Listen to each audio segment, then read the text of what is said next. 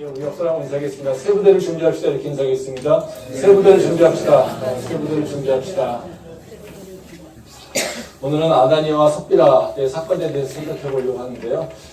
오늘 읽은 말씀은 예루살렘 교회에서 일어난 일입니다. 아나니아와 섭비라가 하는 그 부부가 있는데 그 자신의 땅을 팔아서 이제 예루살렘 교회에다가 드린 거죠. 근데 문제는 이 땅에 판 것에 그 액수 전액을 다 드린 것이 아니라 일부만 드리고 일부는 자기가 취했다는 겁니다. 근데 이걸로 인해서 그 아나니아 섭비라가 그 자리에서 죽음을 당하는 징계를 받았다는 겁니다. 이 사건은 성경에서 우리가 이해하기 어려운 사건들 중에 하나입니다. 왜냐하면은 상식적으로 생각했을 때 이 아나니아 섭비라의 사건을 우리가 인정하고 이렇게 동의하기가 쉽지 않기 때문에 그렇습니다. 인정하기 쉽지 않은 이유는 이렇게 크게 이렇게 생각해보면 두 가지로 볼 수가 있는데요. 하나는 이제 아나니아 섭비라의 행동 자체가 이 죄인가라고 하는 의구심이 들기 때문에 그렇다는 거죠. 상식적으로 생각하면 자기 소유의 땅을 팔아서 자기가 일부는 갖고 나머지는 드렸어요. 근데 이것이 죄다? 이렇게 죄를 인정하는 것은 좀 쉽지 않죠. 왜냐하면 개인의 소유잖아요. 그렇죠? 개인의 판단에서 결정할 수 있는 거고 개인의 권한인데 그것을 얼마를 드리든지 그건 별로 중요한 것이 아닌데 자신의 것을 팔아서 남의 것도 아니라 자신의 것을 팔아서 자신이 드리고 싶은 만큼 드렸다. 이것이 죄다. 이것은 우리가 지금 생각으로는 절대 이해하거나 인정하기 쉽지 않다는 거죠. 만약에 이것이 죄라고 한다면 우리는 지금 어떻게 됩니까? 다 죄인일 뿐만 아니라 우리는 월급 받는 거 다 드려야 됩니다. 그리고 거기서 조금이라도 뛰면요, 우리는 그 자리에서 다 죽어야 되는 그런 결과가 나온다는 거죠. 그러니까 이것은 우리한테 정말 이렇게 쉽게 동의되지 않는다는 거죠. 또 다른 것은 이게 죄라고 쳐도 그 징계의 강도가 동의하기 쉽지 않죠. 아나니아와 삽비라가 사람을 죽였습니까? 사형을 당할 정도의 그 중대한 범죄자입니까? 그렇지 않죠.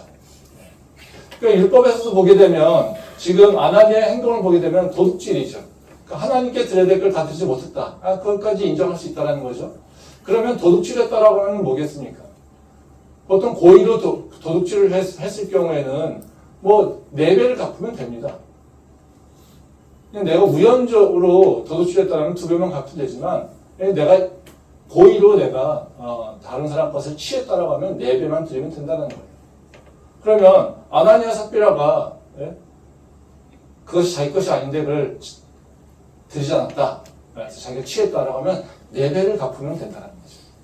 근데 징계는 죽음이었다는 거죠. 그러니까 아나니아의 행동을 바로 그냥 물질에 대한 것으로 해서 도둑질한 걸로 친다라면 그 아나니아 삽비라는 절대로 죽어서는 안 되는 것이죠. 근데 성경에는 지금 기록되고 있는 것을 보게 되면 아나니아 삽비라가 자신의 소유의 땅을 판 것에 일부를 취했다고 해서 그것이 죄라고 하고 있고요.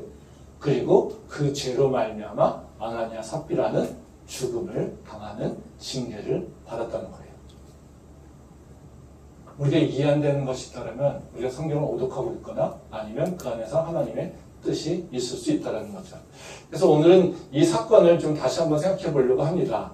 그래서 구체적으로 하나님께서 왜 아나니아 삽비라를 징계하셨는가 그 이유에 대해서 좀 생각해 보려고 합니다. 그래서 아나니아 삽비라가 잘못한 것, 그 죄가 무엇인지를 좀 생각해 보고요. 그리고 하나님께서 이 사건을 통해서 교회에게가 주는 교훈이 어떤 것인지 그것을 좀 생각해 보려고 합니다. 첫 번째로는 아나니아 삽비라가 잘못한 것이 무엇일까? 그 아나니아 삽비라의 그 죄는 뭘까를 좀 생각해 볼 필요가 있겠죠. 그 죄가 뭐냐면요. 다른 것이 아니라 아나니아 삽비라의 죄는 도둑질이 아니라 성령 해방죄입니다. 그래서 아나니아 삽비라가 한 일은 뭐냐면요. 바로 성령께서 하시고자 하는 일들을 방해하고 있는 거라고 생각할 수 있습니다. 말씀 보도록 하겠습니다. 사도행전 5장 3절부터 4절 말씀입니다. 베드로가 이르되 아나니아야 어찌하여 사탄이 네 마음에 가득하여 네가 성령을 속이고 땅값 얼마를 감추었느냐. 땅이 그대로 있을 때에는 내 땅이 아니며 판 후에도 네 마음대로 할 수가 없더냐. 어찌하여 이 일을 내 마음에 두었느냐. 사람에게 거짓말한 것이 아니요 하나님께로다. 이제 이 말씀은 이제 베드로가 아나니아 삽비라가 왔을 때 그 잘못한 것이 무엇인지에 대해서 얘기를 하고 있는 겁니다. 그 베드로가 지적하고 있는 아나니아의 죄는 뭐냐면요. 그 3절 말씀에 보면 뭐라고 하냐면요. 성령을 속이는 것이다. 이렇게 얘기하고 있어요. 그러니까 너의 마음속에 사탄이 가득하여서 성령을 속이고 있다. 이렇게 얘기하고 있다는 거죠. 그래서 아나니아 삽비라의 얘기를 할 때 그냥 단순하게 재물의 문제, 물질의 문제로 생각을 하게 되면 우리는 그 죄에 대해서 이해가 되지 않는다는 겁니다. 근데 이 문제는 물질의 문제, 즉 돈의 문제가 아니라 바로 영적인 문제라고 지금 베드로는 얘기하고 있다는 거죠. 거기 4절에 보면요. 바로 하나님께서는 우리에게 개인의 소유를 허용하십니다. 그리고 그 권리를 인정한다는 거죠. 이 4절에 보면 베드로가 아나니에게 그런 얘기합니다. 땅이 그대로 있을 때에는 내 땅이 아니며 판 후에도 내 마음대로 할 수가 없더냐. 이건 무슨 의미냐면요. 땅이 있을 때도 네 땅이야. 그리고 네가 판 거, 네가 팔지 안 팔지 결정한 것도 네가 결정한 거야. 그리고 네가 얼마나 들지 한 것도 네가 결정한 거야. 라는 겁니다. 그러니까 아나니아가 그 땅을 갖고 있다는 것을 하나님께서 인정한 거고요. 팔 수 있는 권한도 아나니에게 있다라고 하는 것을 얘기하고 있는 거고요. 그 판 것의 금액을 처분하는 것도 아나니아가 할 수 있다는 거예요. 그러기에 그 행동의 결과에 대해서 하나님은 아나니에게 책임을 지겠다는 거예요. 그래서 지금 하나님께서는 너 물질이 네 건 줄 아냐? 내 건데 네가 훔쳤다? 이 얘기를 하고 있는 게 아니에요. 그 물질은 너 거야 인정해? 그러니까 네가 그 판단한 것에 대해서 나는 또 판단할 거야 이 얘기를 한다는 거예요. 그러니까 네가 결정한 거, 네가 그 땅을 어떻게 다룰 것인지에 대해서 결정한 것을 그래 인정하는데 나는 그것에 대해서 다시 평가해서 너에게 대응할 거야. 이렇게 얘기하고 있다는 거죠. 즉 아나니아가 그 땅을 소유하고 있기 때문에 그 땅이 처분한 것에 대해서도 아나니아의 책임을 묻겠다라고 하는 것을 얘기하고 있다는 거죠. 그러면 아나니아 행동이 문제가 되는 이거 뭐냐는 거죠. 내 땅인데 내가 팔았는데 그리고 내가 그것에서 일부 드렸는데 그게 뭐가 문제지? 하나님 그 내 땅인 게 인정하시잖아요. 그렇죠? 네. 이게 뭐가 문제냐는 겁니다.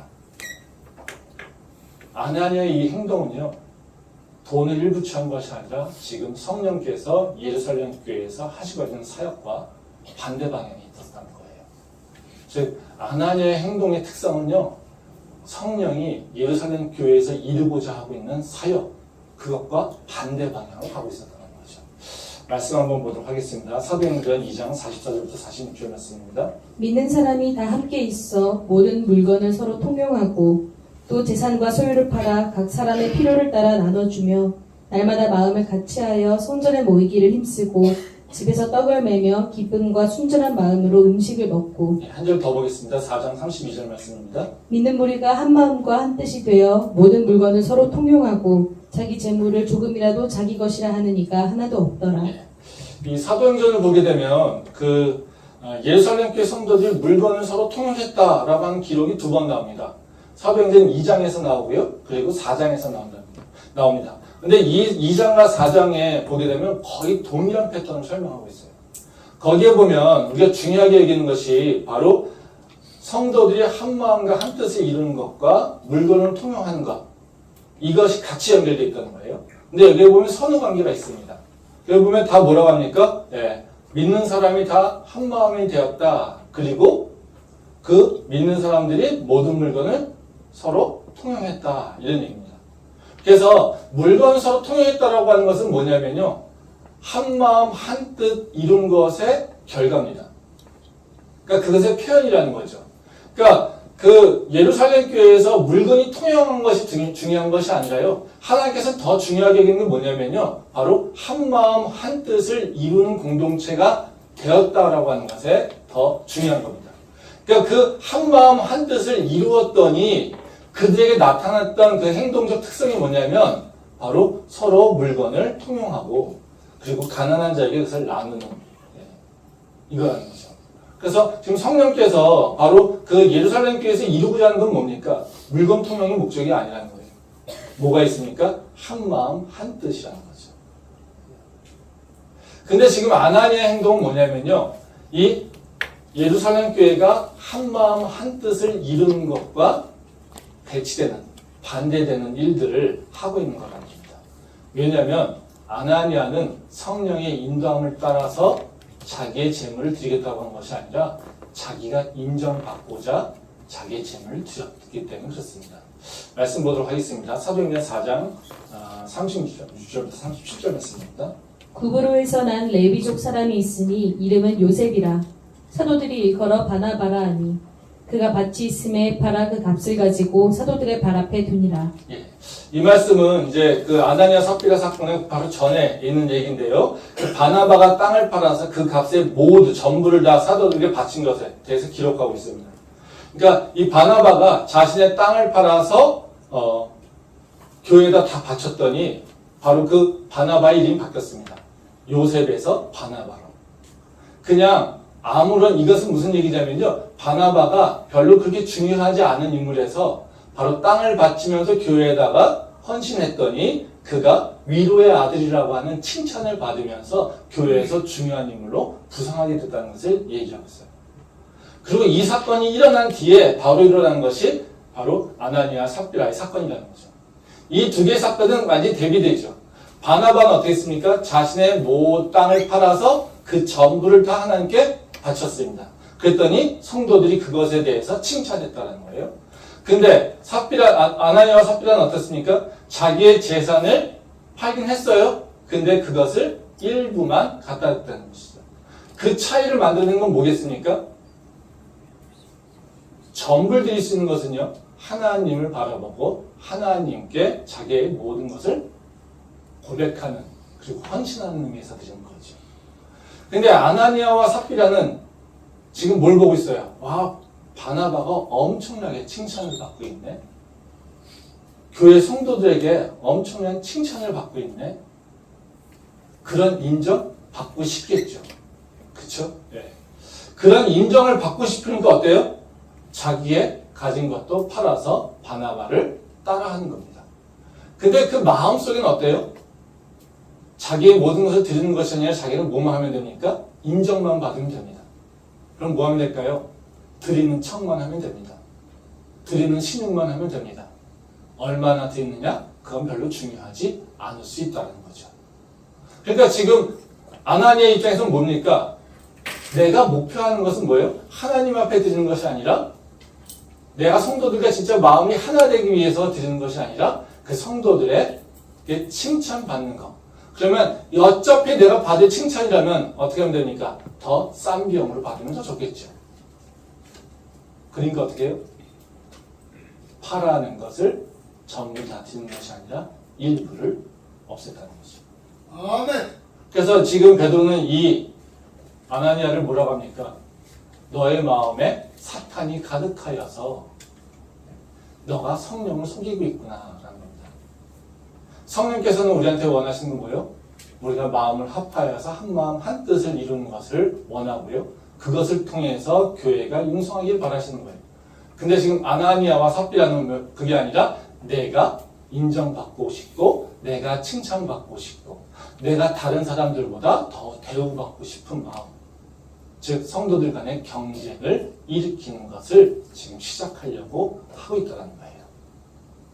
그래서 하나님은 바로 아나니아를 하나님께서 징계하신 거라고 얘기할 수 있습니다. 이것은 하나님의 사역의 방향과 내가 하고 있는 행동이 반대된다. 이것은 뭐냐면요, 바로 하나님의 사역, 즉 성령의 사역을 해방하고 있는 것과 동일하다는 거예요. 말씀 한번 더 보겠습니다. 마태복음 12장 30절부터 32절 말씀입니다.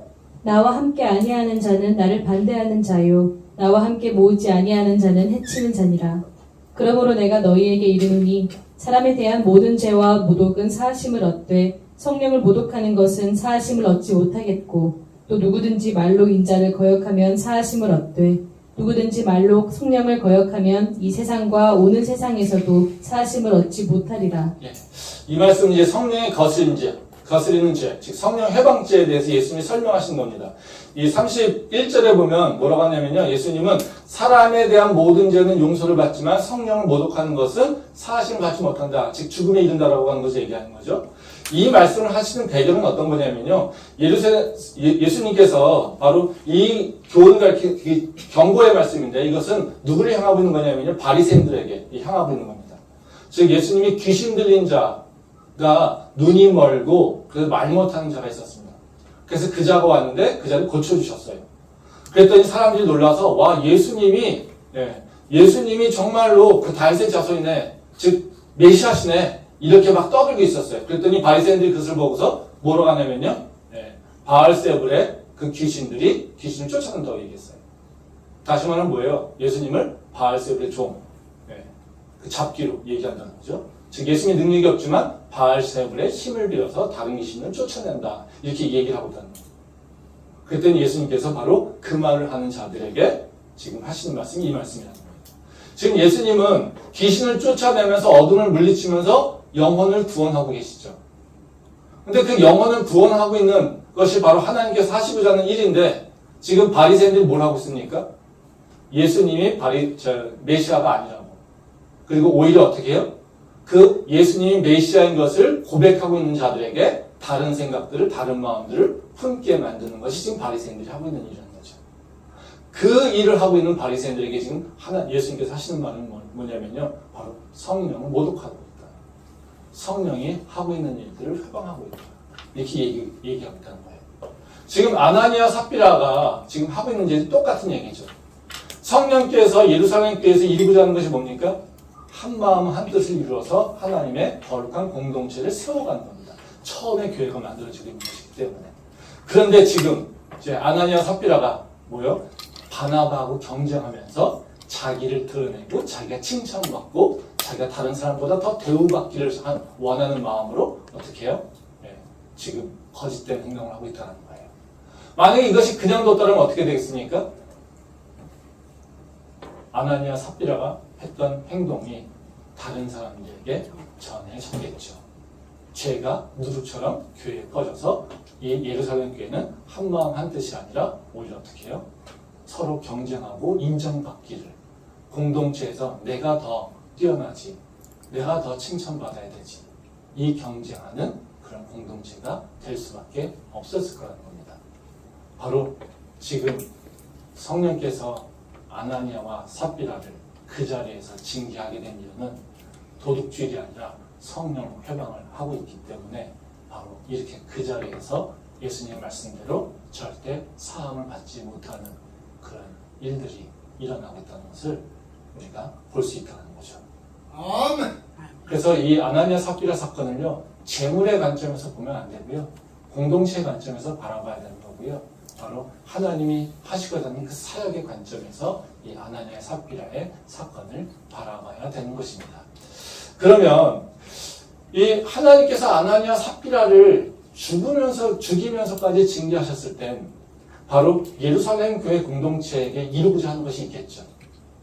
지금 아나니아 삽비라를 희생시키면서까지 지금 하나님께서는요, 예루살렘 교회를 건강한 교회로 이렇게 세우시려고 한다는 거죠. 그러면 하나님께서 왜 어떤 교회를, 예루살렘 교회가 어떤 교회가 되기를 원하셨을까라고 하는 것을 우리가 좀 살펴볼 필요가 있겠죠. 바로 예수님이, 하나님께서 예루살렘 교회가 어떤 교회, 즉 건강한 교회가 어떤 교회이길래 어떤 모습을 만들려고 하셨을까라고 하는 것을 우리가 좀 볼 필요가 있다는 거죠. 그래서 오늘 이 사건을 통해서, 이 서병전을 통해서 바로 그 건강한 교회가 가지고 있는 특성들, 이것을 뭐 여러 가지 나열을 할 수 있겠지만요, 오늘 말씀 속에서 두 가지 정도만 생각을 좀 해보려고 합니다. 그래서 건강한 교회가 갖고 있는 특성은 어떤 것이냐, 이건 뭐냐면요, 첫 번째 특성은 뭐냐면 성도들이 매우 중요한 핵심적 요소에 있어서 공통점을 공유하고 있어야 됩니다.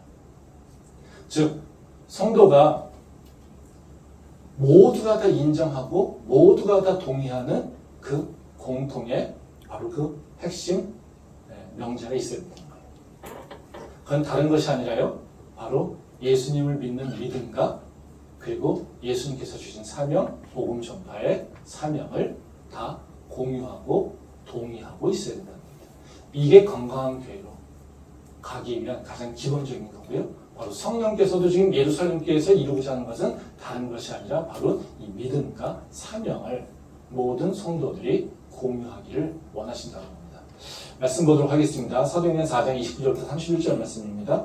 주여 이제도 그들의 위협함을 굽어보시옵고 또 종들로 하여금 담대히 하나님의 말씀을 전하게 하여 주시오며 손을 내밀어 병을 낫게 하시옵고 표적과 기사가 거룩한 종 예수의 이름으로 이루어지게 하옵소서 하더라. 일기를 다음에 모인 곳이 진동하더니 우리가 다 성령이 충만하여 담대히 하나님의 말씀을 전하니라. 이제 이 말씀은 예루살렘 교회가 한 마음으로 물건을 통용하는 그 상황을 보여주고 있는 얘기입니다. 이제 이 말씀은 이제 베드로와 요한이 복음을 전하다가 이제 공회로 끌려갔다가 풀려납니다. 이 소식을 듣고 예루살렘 그 성도들이 모여서 이렇게 하나님께 기도한 거예요. 그랬더니 하나님께서 이들의 기도를 들어서 이제 동의하시는, 바로 인정하시는 그런 것의 절차가 나오는 것을 잘 보여주고 있습니다. 그러니까 여기 보게 되면 예루살렘 교회 교인들이 하나님께 기도한 내용들이 나옵니다. 그래서 여기 보면 두 가지입니다. 다른 것이 아니에요. 바로 그 담대히 복음을 전하는 것과 예수님의 이름이 드러나는 것. 성도들이 모여서 한 마음 한 뜻이 되어서 기도한 것은 다른 것이 아니라 바로 우리가 담대히 복음을 전하고 그 우리를 통해서 예수 그리스도의 이름이 드러나기를 원한다. 이것을 지금 성령께서 우리를 통해서 이루어지기를 원한다라고 얘기하고 있어요. 그 기도를 했더니 어떻게 일어납니까? 성령께서 반응하시죠. 바로 모인 곳에 땅이 진동하였다 얘기합니다. 즉 다시 말하면 성령께서 이들의 기도를 인정하고 받아들이고 동의했다라고 하는 것을 이렇게 표현하고 있다는 것입니다. 건강한 공동체가 가지고 있는 중요한 특성은 뭐냐면요. 바로 각각의 공통의 요소 그리고 동일한 바로 그 가치를 갖고 있어야 된다는 거예요. 교회도 마찬가지입니다. 동호회도 마찬가지입니다. 모든 공동체는 다 동일합니다. 세상의 공동체는 뭡니까? 자기들이 원하는 것들, 공통적으로 원하는 것들이죠. 기업들은요, 돈을 원하는 거고요. 그래서 수익을 내기 위해서 일하고 있고요. 동호회는 어때요? 자신들이 원하는 그 취미의 그 기쁨을 또 즐거움을 얻기 위한 거고요. 그럼 교회는 어떻습니까? 교회가 모든 사람들이 다 가져야 될 공통된 요소는요, 다른 것이 아니라 예수를 향한 믿음이겠죠. 그리고 예수님께서 주신 사명을 인식하는 것이죠. 그래서 우리는 다 항상 뭐부터 어떤 교회랑 교류를 할 때 뭐부터 얘기합니까? 당신의 믿음은 무엇인가 이렇게 물어봅니다. 예수를 유일한 구원자로 믿느냐, 그렇죠? 성경을 가장 모호하고 하나님의 말씀으로 유일한 걸로 인정하느냐, 그렇죠?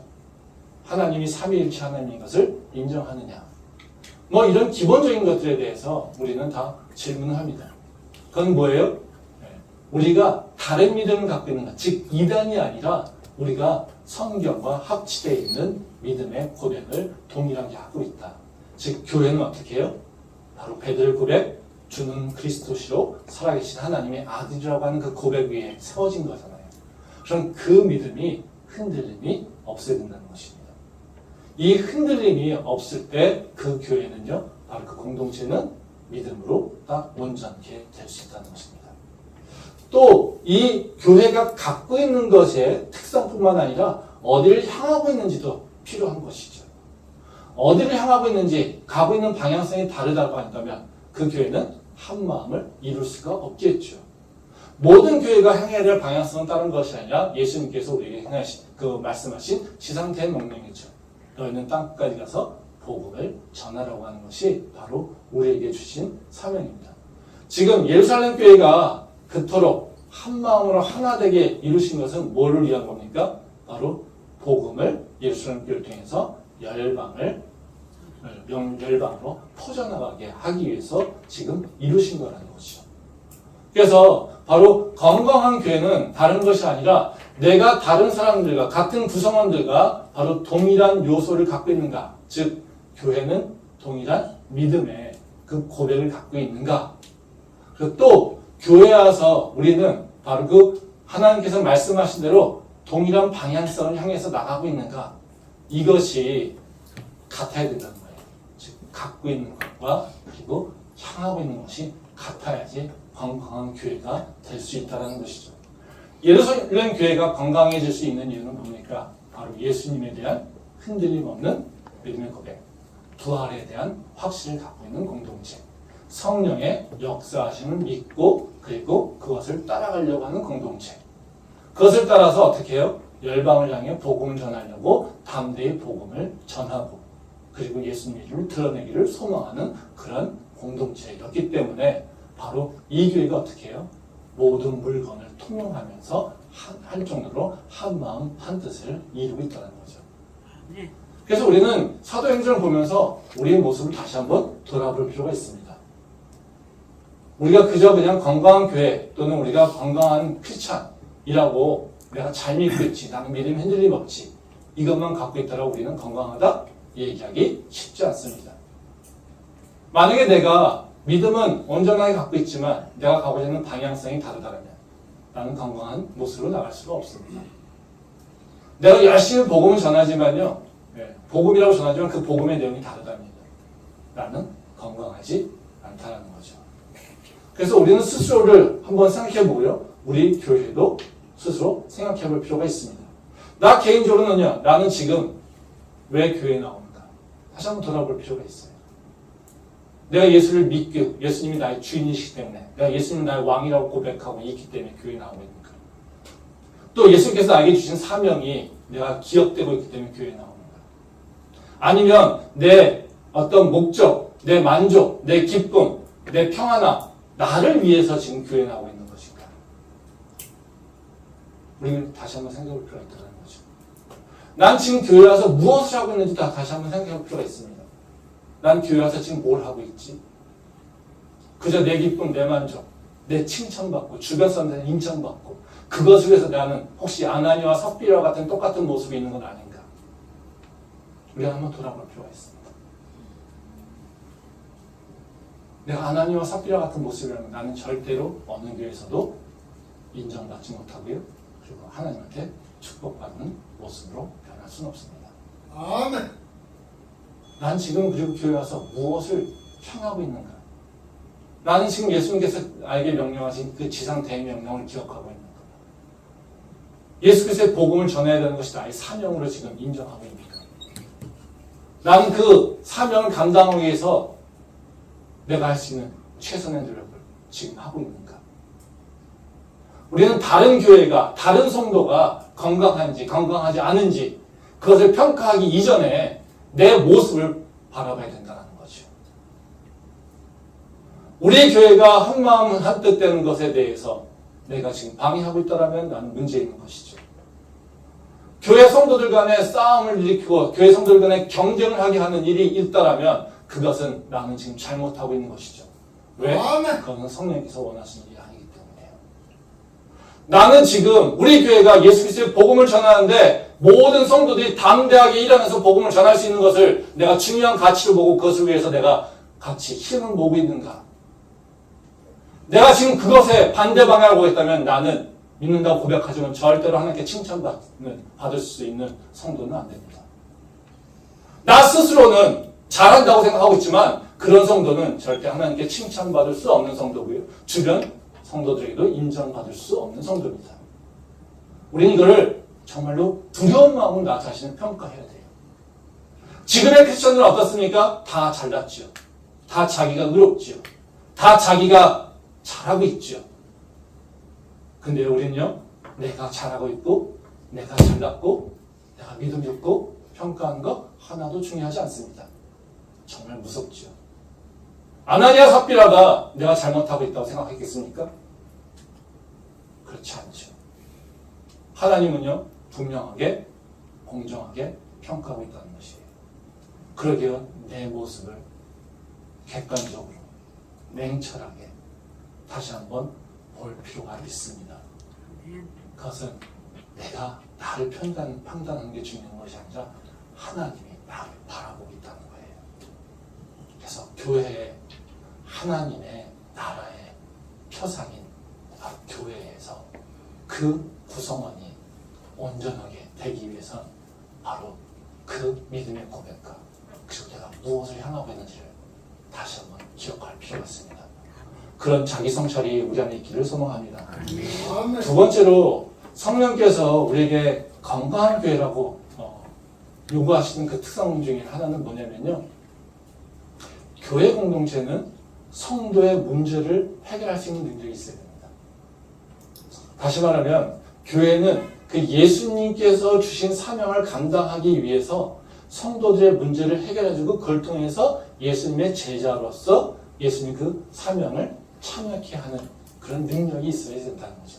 그게 건강한 공동체, 능력이 있는 공동체가 된다는 것입니다. 말씀 보도록 하겠습니다. 사도행전 6장 1절부터 2절 말씀입니다. 그때 제자가 더 많아졌는데 헬라파 유대인들이 자기의 과부들이 매일의 구제에 빠짐으로 히브리파 사람을 원망하니 12사도가 모든 제자를 불러 이르되 우리가 하나님의 말씀을 제쳐놓고 접대를 일삼는 것이 마땅하지 아니하니. 예, 이 말씀은 예루살렘 교회가 일곱 집사를 뽑는 배경에 대해서 이야기하고 있어요.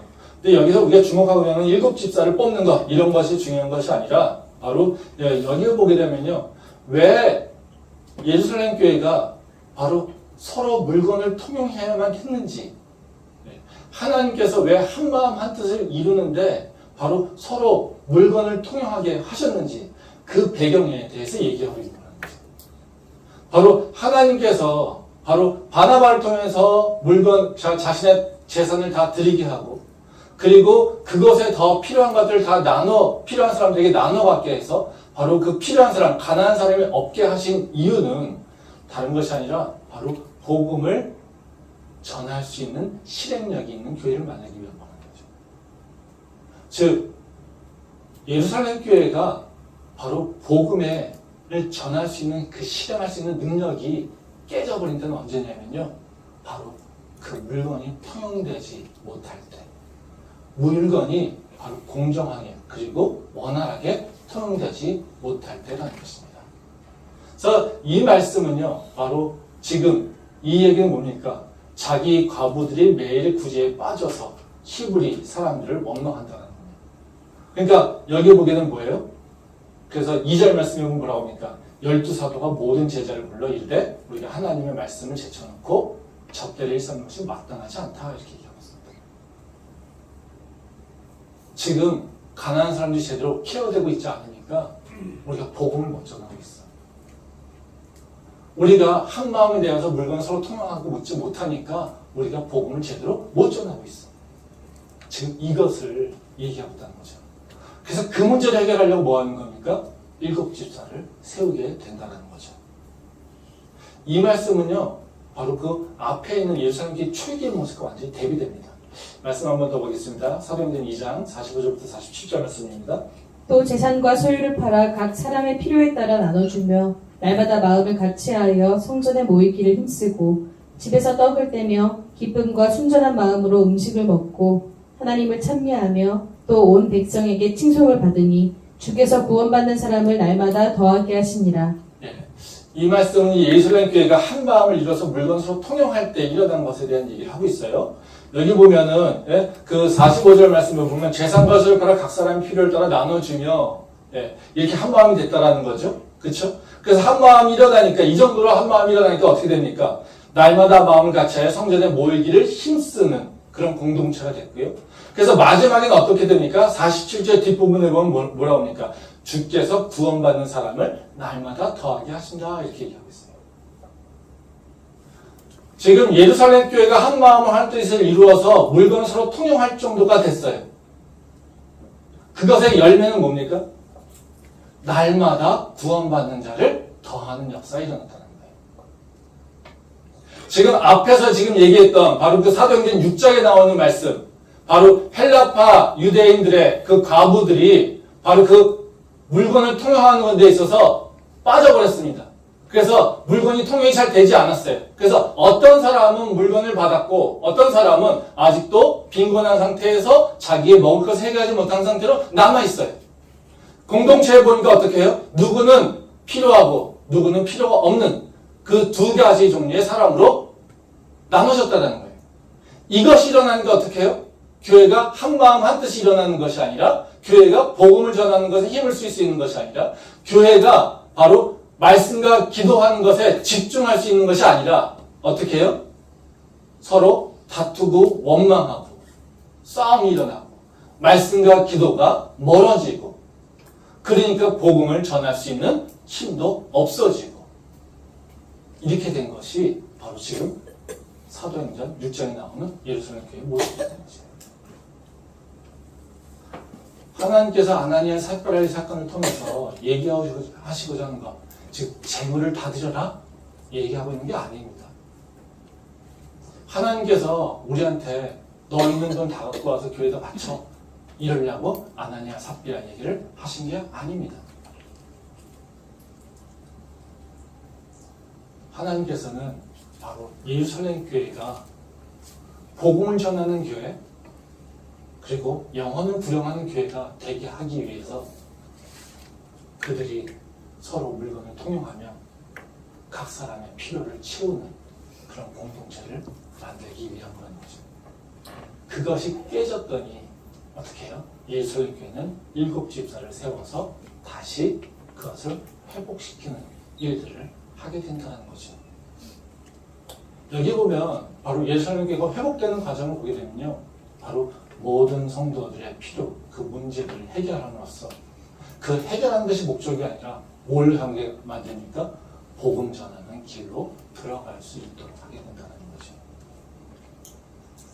그러면 이 말씀이 우리한테 지금 주는 교훈은 뭐겠습니까? 아까 말씀드린 대로 아나니아 삽비라 그 정도는 아니어도 그럼 바나바 같이 다 모든 걸 다 드려야 될까요? 우리도 다 돈을 다 갖고 와서 경희 캠퍼스면 헌금을 다 해야 될까요? 아니요. 그리고 우리 교회 모든 사람들에게 다 n분의 1을 나눠줘서 네? 그래서 모든 사람들이 다 비슷한 소득수를 갖도록 평등한 작업을 해야 될까요? 아니요. 하나님께서 그거를 원하시는 것은 아니죠. 이 당시에 바로 물질에 대한 얘기를 하면요. 바로 이 당시에는 빈곤이 굉장히 큰 문제죠. 그래서 예루살렘 교회뿐만 아니라 초대교회에서 특히 예루살렘 교회는요. 계속해서 그 헌금을 받았어요. 구제 헌금을. 사도 바울도요. 각 고린도 교회나 이 주변 교회들, 안디 교회들도 다 예루살렘에 흉년이 들었으니까 예루살렘에 뭔가 핍박이 있으니까. 왜냐면 이 당시에 교회들은 어때요? 다 핍박받고 있고 세상의 주류가 아닙니다. 부자가 많은 교회가 아닙니다. 그래서 이들이 갖고 있는 빈곤의 문제는요. 바로 절대 빈곤 속에 있거든요. 먹고 사는 것에 대한 근본적인 문제가 해결 안 되는 문제. 먹고 사는 문제가 근본적으로 해결이 안 되는데 무슨 말씀, 무슨 복음을 전하겠습니까? 그래서 이 예루살렘 교회에서 가장 근원적인 문제, 가장 중요한 문제, 즉 복음을 전하는 것에서 가장 배려가 되는 문제가 뭐냐면요, 바로 먹고 사는 문제였어요.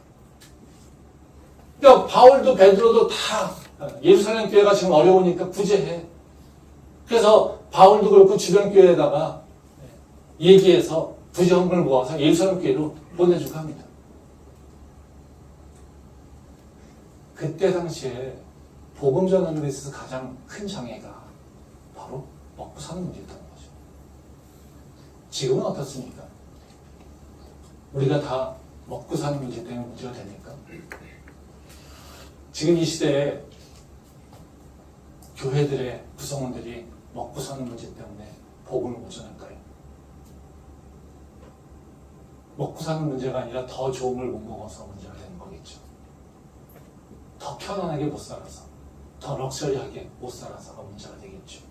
지금 예루살렘 교회가 겪고 있는 바로 그 절대 빈곤의 문제는 아니라는 겁니다. 그래서 지금 교회는요, 물건을 통용하는 것에 대한 문제가 아니에요. 물질이 다른 것으로 가는 것에 대한 문제는 있겠죠. 교회 성도들이 즐겁게, 더 편안하게 이렇게 살게 한 것, 이것에 관심을 갖고 있으면 그 문제겠죠. 지금 교회가 갖고 있는 문제는 뭐겠습니까? 물질의 문제가 아니라 무슨 문제겠습니까? 영적인 문제가 더 크죠. 교회가 왜 복음을 못 전합니까? 먹을 것이 없어서가 아니라 세상에 더 관심이 많아서.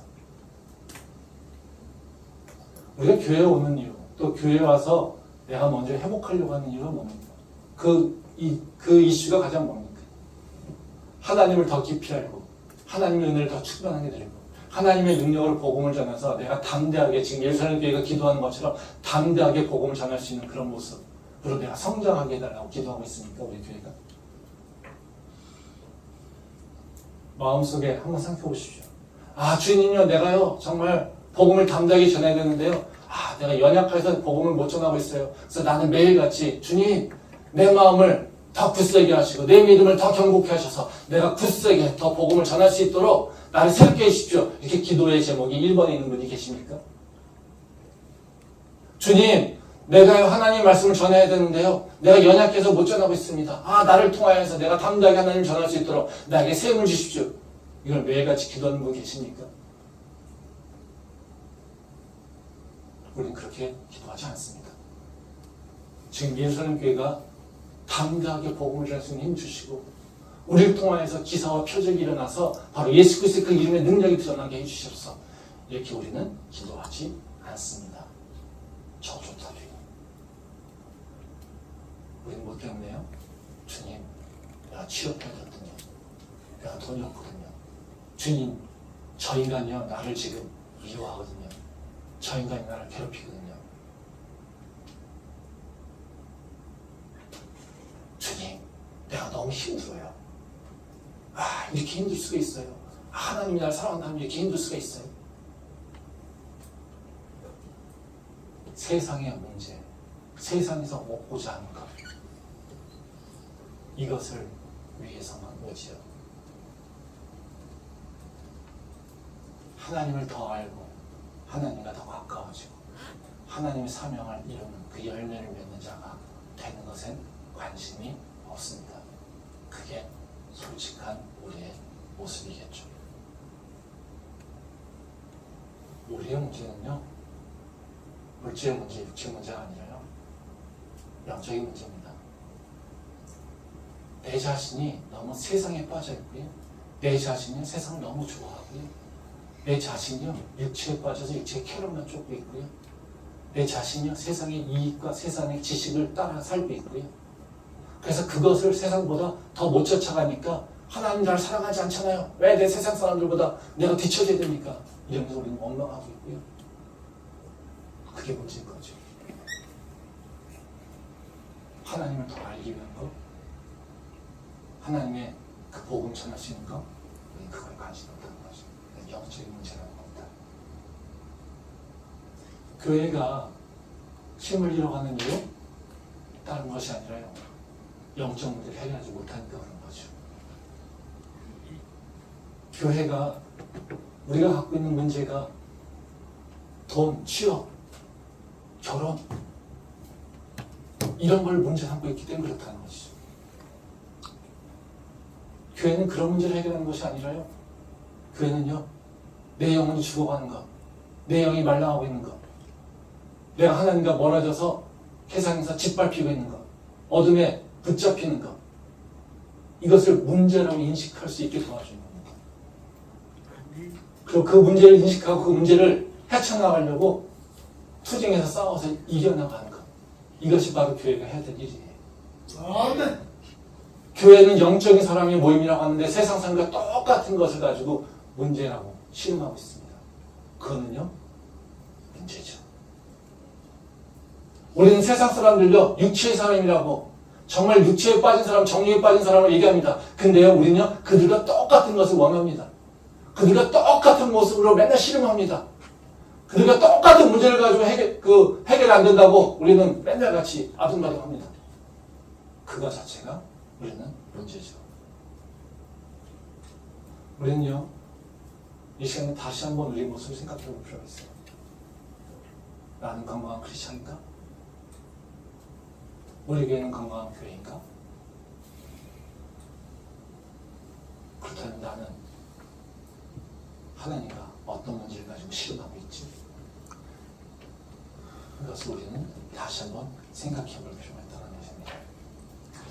하나님은요, 하나님과 마음이 합할 때 우리의 모든 것이 부족한 것이 없게 우리를 인도하십니다. 그것이 하나님의 약속이에요.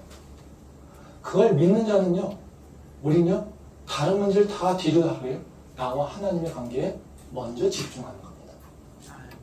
그리고 나와 하나님의 관계 속에서 하나님이 나에게 주신 사명이 무엇인지를 다시 한번 생각하며 그것에 집중하는 거예요. 그게 바로 건강한 크리스찬이라는 거죠. 지금 성령께서 예루살렘 교회에 이루고자 하는 건 뭐냐면요, 너희의 문제는 예수 그리스도의 복음을 전하는 거야. 그러기에 너희는 그 복음을 전하는 것에 방해되는 것들을 너희가 한마음 한대로 이겨내야 돼.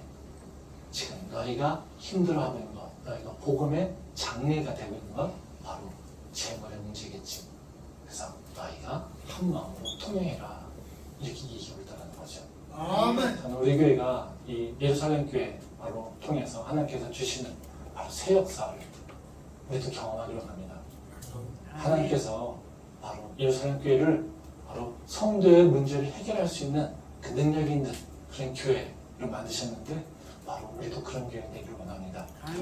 잘 모르지만요, 우리가 주님 앞에 기도할 때 그리고 우리가 해결할 것이 내 문제를 들고 나온 것이 아니라 주님 앞에 나의 문제가 뭔지를 다시 한번 물어볼 때 우리는 새로운 사람으로 그리고 새로운 예수 그리스도의 제자로 일어날 것이라고 믿습니다. 아멘. 그런 믿음의 기도가 다시 우리 안에 있기를 소망합니다. 아멘. 기도하겠습니다.